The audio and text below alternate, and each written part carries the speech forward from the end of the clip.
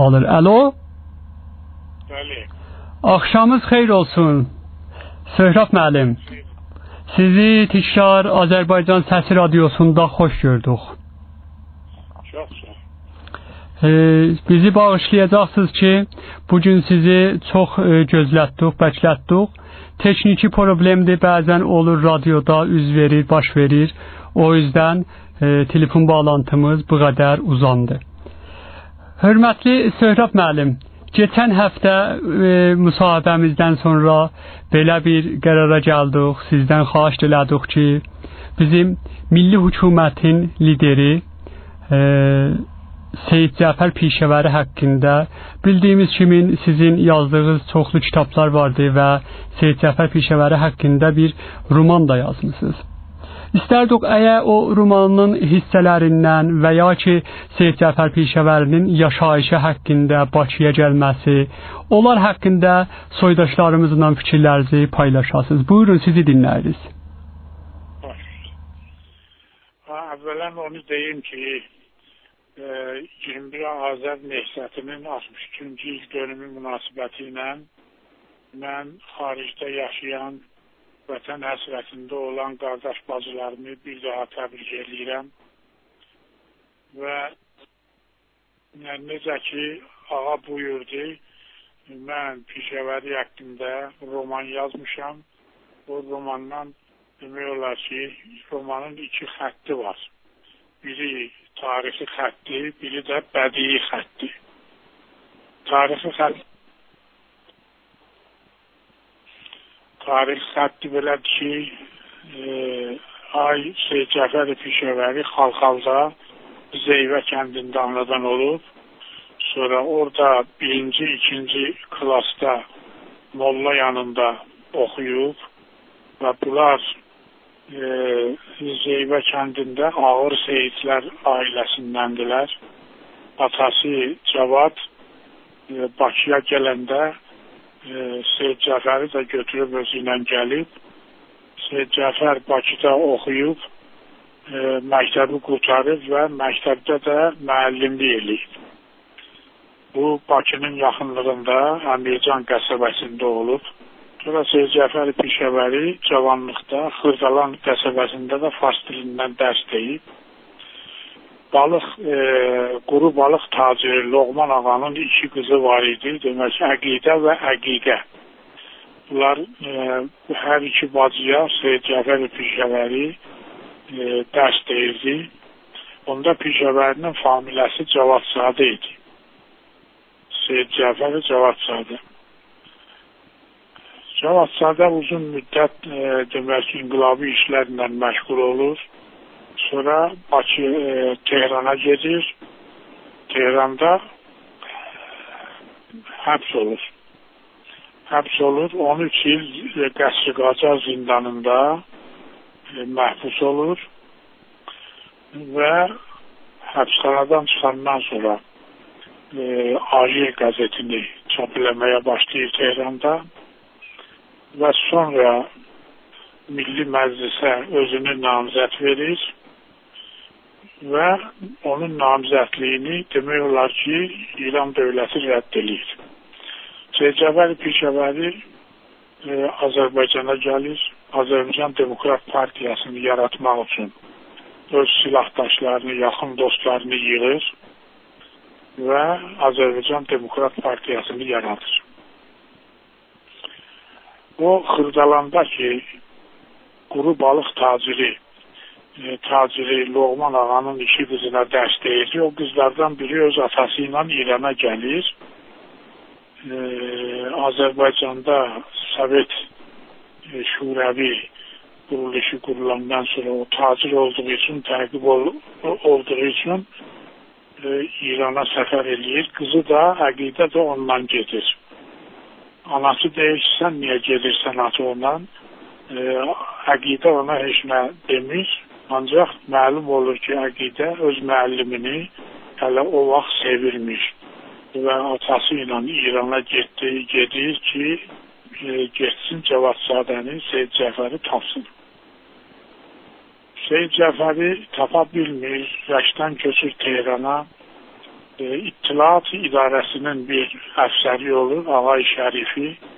Ağay Şərifi əqidəyə aşıq olur və öz sevgisini də ona bildirir. Əqidə deyir ki, mən Seyyid Cəfər adında bir müəllimi sevirəm. Əgər onu tapsam, ona gedəcəm. Onu tapmasam, sonra biz sevgi haqqında danışa bilərik. Şərifi deyir ki, mən sənə kömək eləyərəm, onu taparsan. Sözlə axtarırlar, tapa bilmirlər. Səndi və Seyyid Cəfər Pişəvəri o vaxt zindanda olur.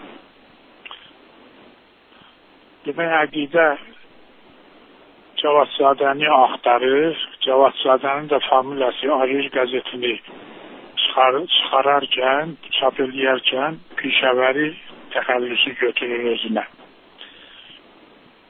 Əqidə Cavadsədəni axtarır, ancaq Cavadzadə Pişəvəri təxəllüsü ilə Təbrizdə Azərbaycan Demokrat Partiyasını yaratmaqda çox ciddi cəhd göstərir və o partiyanı yaradır. Əqidə Təbrizə gəlir, Cavadsədəni soruşur, deyirlər, burada belə adam yoxdur. Halbuki Cavadzadə Pişəvəri təxəllüsü ilə Təbrizdə Demokrat Partiyasını yaradır və milli hüküməti qurur. Sözlə əqidə o mitinglər, o nümayişlər dövründə Bakıda tərbiyə alınmış bir qız xasiyyəti ilə Təbrizdə başlayır gizli fəaliyyətə, həm Cavadsədəni axtarır, həm də ki, inqilabi hərəkata qoşulur 21 Azər inqilabından qabaq. Bunun silahdaşları Şirəli adında Üskü şəhərindən bir oğlandır. Oğlan əqidəyə aşıq olur və baxmayaraq ki, əqidədən bir neçə yaş kiçikdir, öz sevgisini izhar eləyir, amma əqidə onu qəbul eləmir. Çünki əqidə Cavadsədəni axtarır. Sən demə Cavadzadə də elə milli hüküməti qurub baş nazir olub, ancaq ki, Pişəvəri təxəllüsü altında. Cavadzadə zindanda o qədər dəyişilmişdi ki, onun sifəti də demək, əqidəyə tanış gəlmirdi. Qəzetlər, ruznamələrdə onun şəkli çapılanda Pişəvərinin sifəti tamam dəyişmişdi, tanınmırdı. Bu sözlə əqidə inqilabi prosesdə iştirak eləyir, 21 Azər Nehsətində iştirak eləyir, Şirəli ilə bir yerdə. Lap axırda Pişəvəri milli hüküməti qurandan sonra bu başa düşür ki, Cavadzadə həmin Pişəvəridir. Çox böyük təəssüf eləyir və soruşur, deyirlər ki, bəs Pişəvəri evlənib, bir oğlu da var, Dariyuş adında. Bir sözlə Bakıdan köçüb İrana, Tehrana, Təbrizə gələn Bakılı qızı öz eşqində demək olar ki, məğlub olur. Amma Şirəli onu sevir. Şirəli çox sadə bir oğlandır. Onun əmisi oğlunu Səttarxan hərəkatı dövründə demək ki, balta ilə 3 hissəyə şaqqalayıblar. Bu əmisi oğlu öləndə belə bir söz işlədi. Deyib ki, azadlıq ağacı qanla bitər. Şirəli uşaq olanda bunu danışırlar. Deyirlər ki, sənin əmin oğlunu öldürəndə bax belə bir söz deyib. O da inanır bu işə.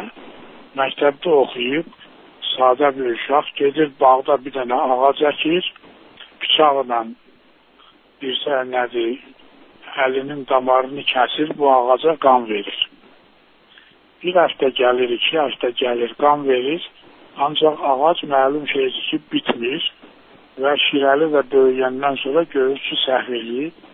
Əqidə deyir ki, niyə belə eləyirsən? Deyir, bu azadlıq ağacıdır, göyərsə Azərbaycan xalqı xoşbəxt olacaq. Əgər qurusa, Azərbaycan xalqı yeni bir faciəyə düçar olacaq. Azərbaycan Demokrat Firqəsinin rəhbərliyi altında milli hükümət qurulandan sonra bir il böyük islahat dövrü keçirildi və Təbrizdə, Cənubi Azərbaycanda qurulan o azadlıq hərəkatının milli hökuməti demək olar ki, İranda böyük bir hərəkata səbəb oldu. İranda o biri şəhərlərdən Pişəvərinin familiyasına telegraflar göndərirdilər ki, ey böyük demokratlar, gəlin bizi də şahlıq usulü idarəsinin əlindən xilas eləyin, bizi də zülmdən qurtarın. Yəni, belə bir həddə gəlib çatmışdı hərəkatın nüfuzu. Böyük islahatlardan sonra Pişəvəri demək, İran dövləti bir daha Azərbaycan xalqını, Azərbaycanın rəhbərliyini alcadır, seçkiyə nəzarət etmək adı ilə Cənubi Azərbaycana, Təbrizə qoşun yeridir və böyük qırğınlara səbəb önlədir, qırğınlar törədir. Demək, 2-3 gün içərisində 20 min Azərbaycanlı fədai, demokrat demək, öldürülür, şəhid olur. Milli hökumətdən sonra əqidə şiəli ilə bir yerdə gəlirlər, Pişəvəri ilə görüşələr ki, əqidə deyir, mən Pişəvəri ilə görüşsəm məni tanıyacaq, amma gec idi artıq, milli hökumət süqut eləmişdi. Şiəli bağda əkdiyi və qan verdiyi ağacdan bir-iki quru ağac qırır, gətirir. Əqidəyə deyir ki, əqidə bu ağac quruyandan sonra demək, onu kim əlində saxlasa namərli olur, görünməz olur. Birini də verir əqidəyə, deyir, bu 3-cü ağac kimindir, deyir, bunu da Pişəvəriyə verəcəm. Gəlirlər Mərkəzi Komitəyə, görürlər Pişəvəri yoxdur, ağacı verirlər Firidun İbrahimiyə, o gecə növbətçi dayanırmış Mərkəzi Komitədə. Deyir ki, bu ağac nədir? Firidun soruşur, bu ağac nədir? Deyir ki, ağac, bu ağacı kim əlində saxlasa, o namərli olur, görünməz olur. Bir sözlə deyir, bunu Pişəvəriyə verin, deyir, hə, Pişəvəriyə çatacaq. Bu ağacın da mənası odur ki, kim ki azadlıq yolunda ölür, o namərli olur, görünməz olur, ancaq ölmür, şəhid olur. Şiəli ilə əqidə də şəhid olurlar, ancaq ki, demək olar ki, görünməz olurlar. Pişəvəri, mən ki, ondan bir yerdə işləmişəm, 6 ay bir yerdə Mərkəzi Komitədə, o ortaboy bir solğun rəhli bir adam idi.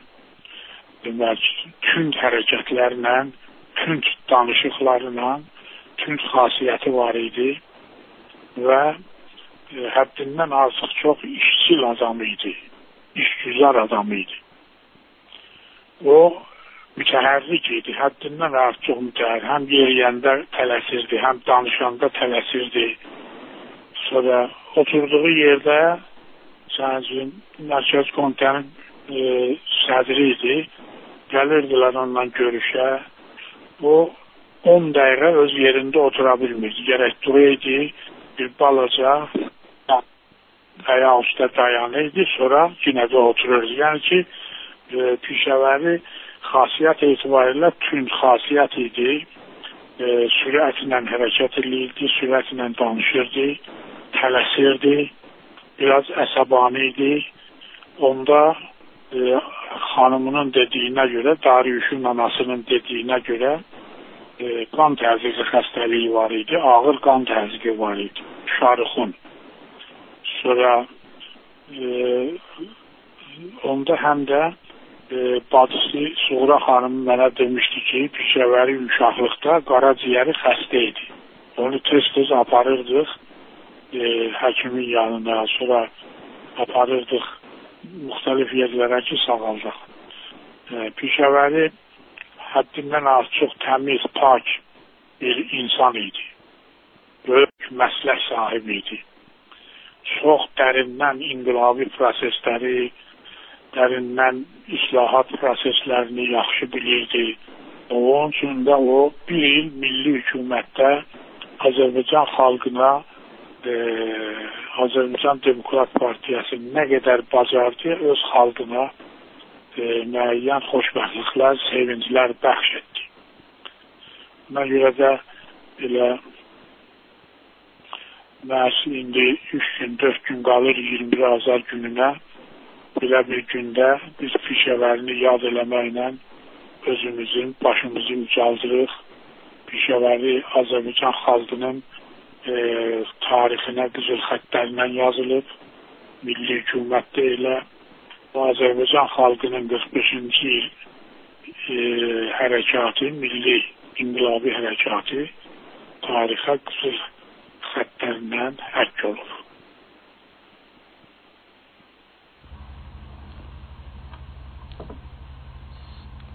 Söhrab müəllim, Bəli.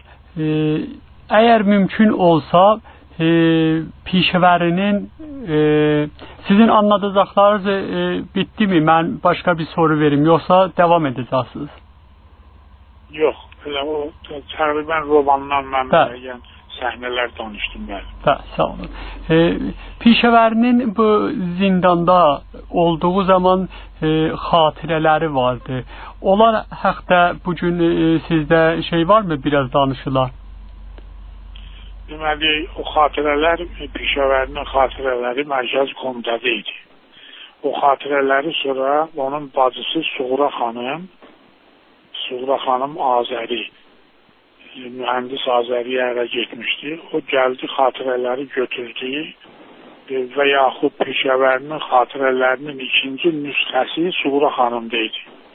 Suğra xanımdan mən xahiş edirdim, o xatirələri mənə bir aylıq verdi ki, mən ondan istifadə edib sevgisində itən qız adında romanı yazım. Bu xatirələri mən bir neçə dəfə oxumuşam. Çox gözəl. Söhrab müəllim, bu günlərimə bizim soydaşlarımız üçün şeir oxuma imkanı varmı? Bir neçə şeir sizdən eşidək. Şeir imkan şeirdə oxuya bilərəm. Ancaq şeir üstündə bugün köklənməmişəm. Şeir bilirsiniz ki, müəyyən zad istəyir, həddindən artıq yox. Haqlısınız. Belə coşqunluq istəyir, bəli. Ancaq ki, mən bir şeir oxuya bilərəm. Buyurun. O zaman bir teşkiş masasından biraz desaq, Atabey müəllim bizə bir musiqi səsləndirər, yavaş, həzin, sizi dinləyək. Ancaq xahiş edirəm ki,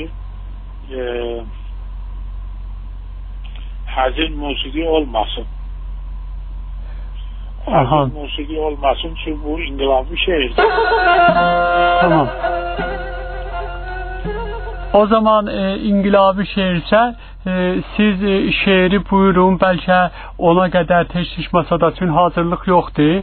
Onun üçün indi musiqi tapaq. İstərsəz musiqisiz dinləyək şeiri.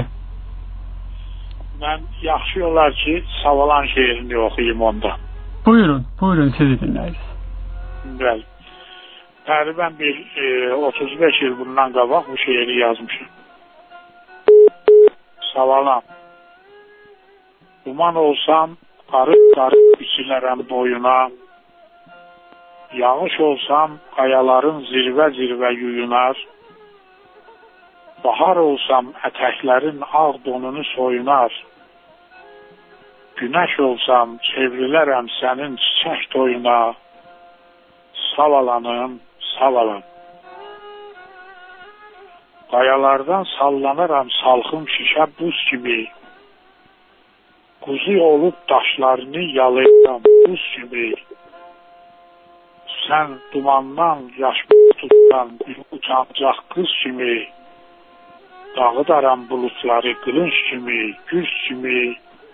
Savalanım, savalan. Xurcunların,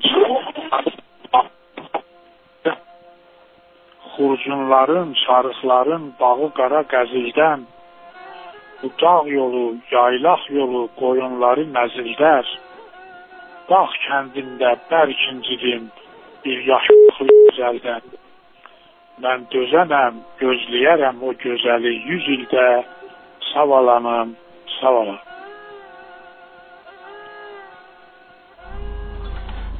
Çox təşəkkür edirik, hörmətli Söhrab müəllim. Söhrab müəllim, bugün madəm buyurduğunuz kimi şeir üçün köhlənməmisiniz, inşallah gələcək həftələrdə sizdən şeirlər dinlərik. Yalnız sizdən biz radyo tərəfindən bir istəyimiz vardı. Sizin eşitdiyimizə görə Azərbaycanlıların tarixi ilə bağlı çox əskilərə dönmüş bir yazdığınız kitab vardı, şeirli.